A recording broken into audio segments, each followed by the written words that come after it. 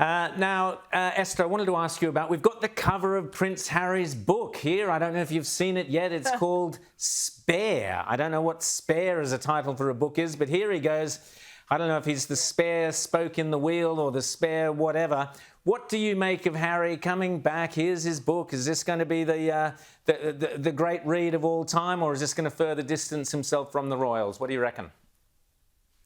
Well, I suspect he's made some last-minute changes to his book because after the Queen's funeral and just engaging the mood of the country, no one has patience or tolerance for any of his nonsense anymore.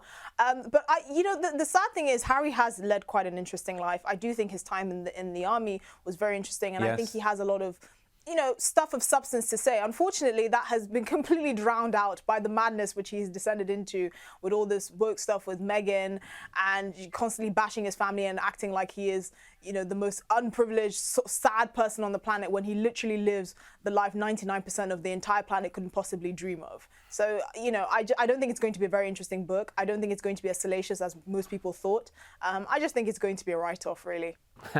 Well, they're saying it's raw and searing and all these sorts of words. But we have an expression, I don't know if you have a similar one, about a spare so-and-so at a wedding. And that's kind of how the title leaves me thinking that here's this bloke who doesn't really have a role left. He's kind of cut himself off from his future in the royal family. You're right that he did great work with Invictus Games and so on, but there we go.